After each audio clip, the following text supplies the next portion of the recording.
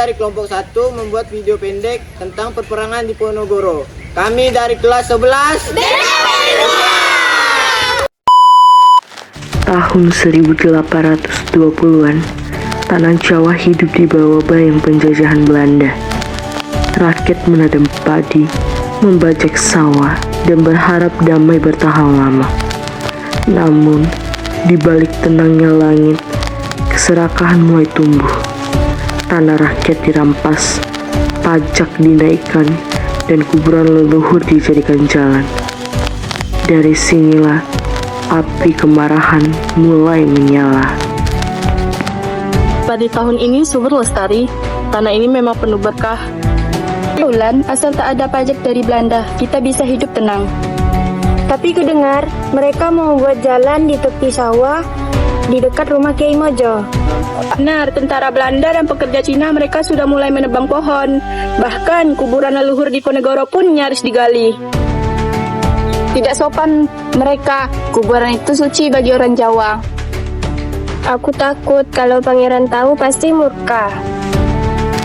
Pagi itu, matahari baru menampakkan sinarnya di atas persawahan Jawa. Tanda kehidupan masih berjalan di tengah ancaman penjajahan. Mereka bukan prajurit, tapi hati mereka berani. Namun, kedamaian itu tak bertahan lama. Dari kejauhan, kentongan tanda bahaya menggema. Pasukan Belanda terlihat di utara, dan rakyat pun bersiap menghadapi nasib.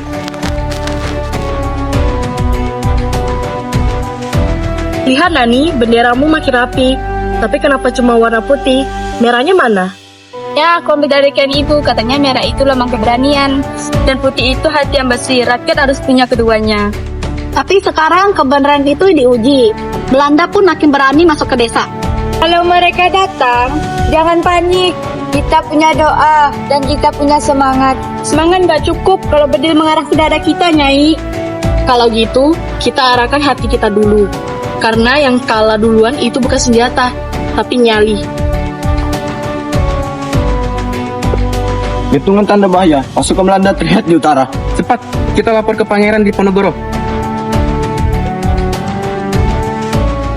Tentang tanah yang dirampas, tentang harga diri yang diinjak, dan tentang doa yang harus dijaga. Di sana, ia bersumpah, lebih baik mati sebagai pejuang daripada hidup sebagai budak penjajah. Mereka menggali tanah leluhurku, Kiai Mojo. Kuburan ibu angkatku dijadikan jalanan. Di mana harga diri kita? Itulah tanda zaman sudah rusak, pangeran. Orang kafir mempermainkan adat dan iman. Tapi kalau pangeran memberontak, seluruh Jawa akan bergolak. Belanda kuat, senjata mereka banyak. Namun kalau kita diam, kita mati pelan-pelan. Rakyat sudah muak dengan pajak, upeti, dan penghinaan. Benar, ini bukan sekedar tanah kita. Ini tanah Jawa. Aku tidak akan tunduk. Demi Allah dan tanah air, aku nyatakan perang melawan penjajahan. Markas sederhana, Pangeran Diponegoro memimpin para pengikutnya dengan tekad membara. Bagi mereka, tanah Jawa bukan sekedar tempat tinggal, tapi warisan yang suci. Rakyat sudah siap berkorban, persediaan menipis, tapi semangat tak padam. Doa Kiai Mojo menguatkan hati dan kesetiaan para pengikut, menegaskan satu hal. Mereka berperang bukan demi kemarahan, tapi demi kehormatan. Tanah ini bukan hanya tempat kita berbeda. Ini adalah jiwa nenek moyang kita. Rakyat siap berperang, pangeran. Aku sudah kirim utusan ke selatan. Mereka akan bantu membawa bambu runcing. Kalau perlu, aku saja akan bergerak ke depan. Ingat, perang tidak hanya menggunakan pedang, tapi menggunakan doa dan niat yang bersih. Berita perjuangan sang pangeran menyebar cepat. Dari gunung, hutan, hingga sawah, rakyat bergabung tanpa diminta. Mereka datang dengan bambu runcing, doa dan keberanian. Laki-laki dan perempuan, tua dan muda, semua bangkit melawan penindasan. Perang di Ponorogo pun dimulai. Perang rakyat Jawa melawan penjajahan Belanda. Kawan-kawan, sani kita bantu pangeran. Ambil bambumu, jadikan tombak. Kami rakyat Tanjung rela mati demi tanah dan agama. Ini nasi dan air untuk para pejuang. Kami para perempuan tidak ikut berkurang karena tidak punya senjata. Tapi doa kami ikut berjuang. Kalau pangeran menang, dialah anak-anak Jawa bebas dari penjajahan. Di sisi lain, panik mulai melanda pasukan kolonial. Kapten de Kock dan Van den Meer menerima kabar kekalahan demi kekalahan. Mereka tak menyangka seorang bangsawan Jawa dan rakyat sederhana bisa mengguncang kekuasaan Belanda. Mereka pun mulai menyusun strategi, bukan hanya dengan senjata, tapi juga tipu daya. Diponegoro sudah mengangkat senjata. Dalam 3 bulan, pasukan kami kehilangan ratusan orang. Ia punya pengaruh besar. Rakyat melihatnya sebagai penyelamat. Tapi mengapa kalian tak bisa menang? Bukankah Belanda memiliki senjata lebih modern? Mereka berperang di gunung, di hutan, dan di kawah. Mereka bukan tentara biasa. Mereka bayangan malam. Mungkin kita menang menggunakan akal, bukan pakai peluru.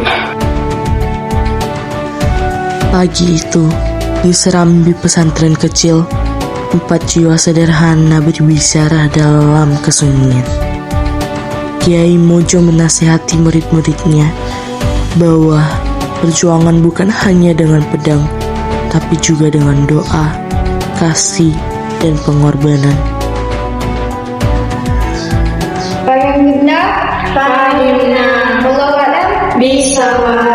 Anak-anakku, dunia di luar sana sedang bergejolak. Belanda semakin sombong. Mereka tidak hanya mengambil tanah, tapi mereka mengambil hati rakyat juga. Apa kalian tahu mengapa Pangeran Ponegoro menolak untuk tinggal di sana? Karena beliau tidak mau hidup mewah di atas penderitaan rakyat, Kiai. Tapi Kiai, kita tak punya senjata. Apa yang kita harus lakukan selain berdoa? Doa anakku, doa lebih kuat dari senjata. Kalau begitu, biarkan kami yang menjadi penjaga doa, Kiai. Tapi Kiai, pasukan Belanda sudah semakin dekat ke lereng Merapi. Apakah kita harus pergi? Tidak, Edwati, kita tidak pergi. Kita berdoa dan bertahan. Jika ini kehendak Tuhan, maka biarkanlah darah kami menjadi saksi perjuangan. Di sebuah pondok bambu, Pangeran Diponegoro dan para pengikutnya berkumpul diam-diam. Mereka bukan lagi bangsawan di istana, melainkan pejuang di tanahnya sendiri. Rencana disusun dengan hati-hati. Serangan selanjutnya akan dilakukan. Canda kecil dari Sutrisno mencairkan ketegangan.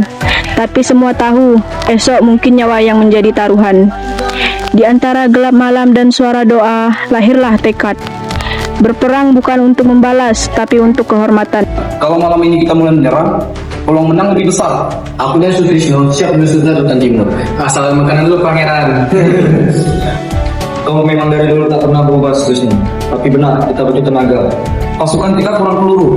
Ini cukup, asal hati tajam. Baik, malam ini kita serang mereka dari 2 arah. Tapi ingat, jangan bunuh orang yang tak bersalah.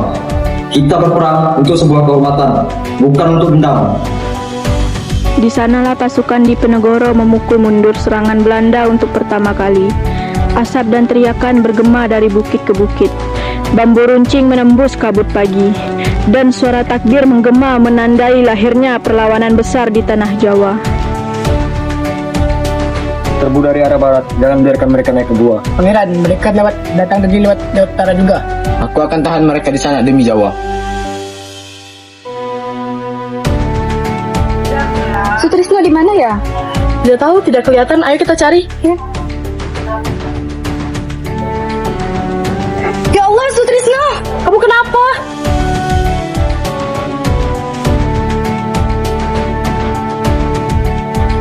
Bertahanlah Sutrisno, jangan pergi. Jangan menangis, Lestari. Aku sudah berjuang. Sampaikan pada pangeran, aku tak menyesal. Bertahanlah Sutrisno. Bangun Sutrisno. Perang bukan hanya kemenangan, banyak yang gugur, banyak yang hilang. Perang ini terlalu memakan banyak korban jiwa. Tubuh lemah terbujur di tanah, dan tangisan mengiringi setiap nyawa yang pergi. Namun di balik duka, semangat tak pernah padam, karena setiap air mata adalah tanda cinta untuk negeri. Sementara itu, di markas Belanda, suasana jauh berbeda. Peta-peta besar terbentang di atas meja, dan perintah kejam lahir dari bibir dingin seorang kapten bernama De Kock. Ia memandang perang sebagai kekuasaan. Namun di antara mereka ada satu hati yang lembut, yaitu Marieke, perempuan Belanda yang masih percaya pada kemanusiaan. Ia mencoba berbicara tentang damai, tapi suaranya kalah oleh teriakan. Selamat pagi, Pak Kapten. Saya sudah muak dengan peperangan orang Jawa. Ya, Kapten. Mereka berperang seperti singa, tetapi kita lebih kuat. Kapten, tolonglah, mereka hanya ingin damai. Kau dia perempuan, kamu nggak tahu apa-apa tentang perang. Tapi mereka manusia kan? Apakah kemenangan harus dibayar dengan darah orang tak bersalah? Apakah saya diizinkan untuk menyerang? Maka desa mereka dibakar, biar mereka tahu siapa kita. Rumah Lestari terbakar semua. Biarlah rumahku terbakar, agar kita ikut padam. Cepat, obati yang luka Nixi, ambilkan perempuan. Mereka menembak siapa saja keluar, Nyai. Kalau begitu kita keluar bukan untuk lari, tapi untuk melindungi. Api melahap rumah, sawah, dan harapan. Asap membumbung ke langit, menyelimuti langit Jawa dengan duka. Namun di tengah kobaran itu, perempuan-perempuan desa berdiri gagah. Mereka bukan tentara, tapi hati mereka sekeras baja. Wulan, Lestari, Nyai Siti, dan Kartini menolong siapapun yang bisa diselamatkan. Mereka mengubah strategi dari kekerasan menjadi tipu daya. De Kock dan Van der Meer merancang perundingan damai palsu dengan satu tujuan, menjebak sang pangeran. De Kock, cara kekerasan tidak berhasil. Gunakan diplomasi, undang pangeran untuk perundingan, tawarkan damai. Kau ingin menjebaknya? Sebut saja perundingan damai di Magelang. Tapi itu licik. Perang ini sudah terlalu lama. Jika tipu daya bisa menghentikan darah, maka biarkanlah begitu. Di markas Belanda, hati Marieke bergolak. Ia tak tahan melihat darah dan tangis yang menjadi harga kekuasaan. Baginya, perintah bukan alasan untuk kehilangan nurani. Pendir, apapun tak lelah menedan setiap hari. Saya hanya menjaga perintah, Mary. Setiap ada perintah bukan berarti adil. Kadang saya juga gak ragu kalau melawan De Kock, saya juga akan mati. Kalau begitu biar aku bicara. Gak usah bodoh kamu, Mary. Bodoh karena kemanusiaan bukan berarti dosa. Kakanda, Belanda katanya ingin berunding. Berunding setelah mereka membakar lumbung dan menindas rakyat. Itu bukan damai, itu jebakan. Tapi rakyat mulai takut, Pangeran. Maka akulah yang akan menanggung ketakutan itu. Kalian cukup berani.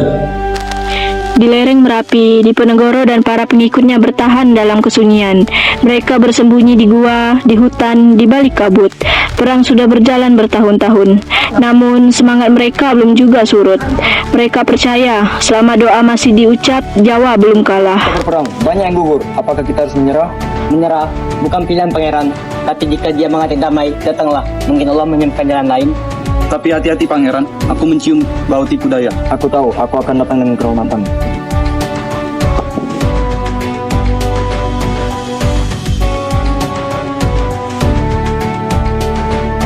Selamat datang Pangeran Diponegoro. Menyerahlah, dan Raja Belanda akan memberimu penghormatan. Kehormatan tidak lahir dari penjajahan. Bang, jangan untuk menyerah, tapi menuntut keadilan. Keadilan yang jati datang dari hati yang bersih, bukan dari kekuasaan. Kapten, mungkin sudah cukup. Diam, tangkap dia. Tidak, Kapten. Biarkan dia. Apa kau kira kau menang? Kau hanya menangkan kubunya, bukan hati para rakyat Jawa. Gak usah ikut campur. Akhirnya dua dunia bertemu. Pangeran Diponegoro berhadapan langsung dengan De Kock, sang penguasa yang menatap dengan angkuh. Kata-kata menjadi senjata dan penghormatan menjadi perisai. Pangeran menolak tunduk, menolak menyerah. Namun Belanda tak lagi berbicara tentang damai. Mereka bicara tentang penangkapan. Mereka tahu tubuh Diponegoro mungkin ditangkap, tapi jiwanya hidup di hati rakyat Jawa. Suara rakyat bersatu memanggil nama kemerdekaan. Di antara gema itu terdengar suara pangeran. Kakanda mungkin ditangkap, tapi semangatnya tidak. Rakyat akan terus menjaga api perjuangan ini. Aku sudah menambahkan warna merah di bendera kita, Ulan. Bagus Tani, merah itu dari keberanian pangeran, putih dari hati rakyat. Doa kita belum selesai. Selama lidah ini bisa berucap, kita akan terus memanggil kemerdekaan. Kami datang membawa kabar. Pangeran ditawan. Tapi rakyat tidak boleh di penjara. Perjuangan bukan berhenti karena tubuh rebah. Ia hidup di hati yang tak takut. Pangeran Diponegoro dibawa jauh ke Manado, diasingkan dari tanah kelahirannya. Di balik jeruji bambu, ia menulis doa-doa dan nasihat untuk bangsa. Badannya terkurung, tapi pikirannya tetap bebas. Karena bagi pangeran, penjara bukan akhir, hanya ujian bagi kesetiaan. Harapan datang kembali. Pangeran, rakyat masih mengenangmu. Mereka masih menyebut namamu di setiap doa mereka. Aku bahagia mendengarnya. Katakanlah kepada mereka, jangan benci Belanda, tapi cintailah bangsa sendiri. Itulah kekuatan sejati.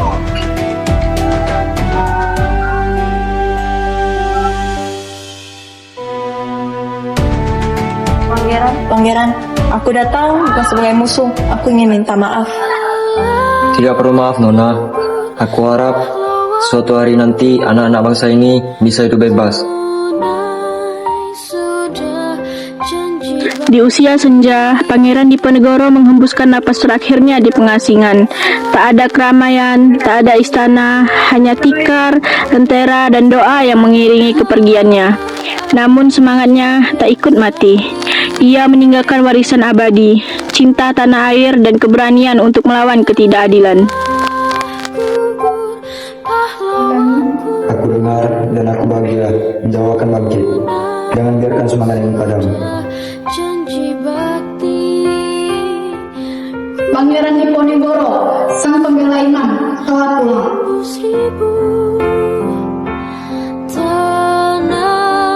Pangeran telah tiada, tapi namanya tetap hidup di hati kami. Setiap tanah yang kami tanam, kami ingat perjuangannya. Setiap anak lahir, kita ajarkan keberanian dan kebenaran. Perang boleh selesai, tapi perjuangan belum berakhir. Jika aku tak lagi di medan perang, jangan tangisi aku. Tangisilah bila semangat kalian padam. Karena selama bumi Jawa masih bernyawa, aku ada di sana dalam setiap nyala perjuangan. Inilah kisah Pangeran Diponegoro, sang pahlawan tanah Jawa. Ia mungkin wafat dalam pengasingan, tapi semangatnya hidup dalam darah bangsa Indonesia. Dari Tegal Rejo hingga Makassar, dari bambu runcing hingga bendera merah putih. Setiap perjuangan hari ini lahir dari nyala yang ia tinggalkan. Perang mungkin telah berakhir, tapi semangatnya tak pernah padam. Darah para pejuang telah menyuburkan bumi ini, dan dari tanah yang pernah dilukai, tumbuh keberanian yang diwariskan kepada kita. Pangeran Diponegoro boleh ditawan, namun gagasannya tentang kehormatan dan kebebasan menjadi nyala yang abadi di hati rakyat. Hidup rakyat, hidup kemerdekaan. Sekian dari kelompok kami. Terima kasih.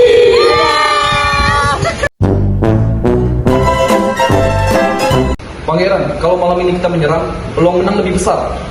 Aku yang susah. Tapi Kiai.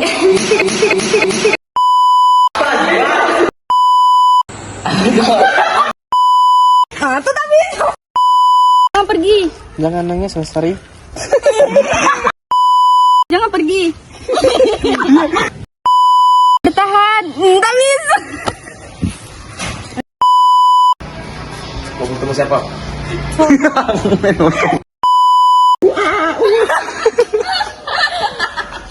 Monyet kelompok 1.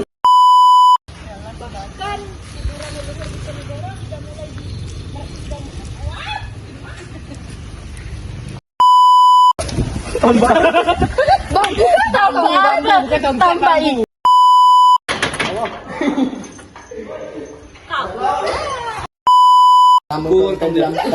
Kece. Rakyat sudah dapat banyak rezeki kalau boleh dia. Besok tunggu kita ya pagi-pagi Pak. Ini tenaga kita ada dah ni. Sekarang ya. Ini balik dah. Alah, kepala aku palen. Hello. Aduh. Mas. Bye-bye.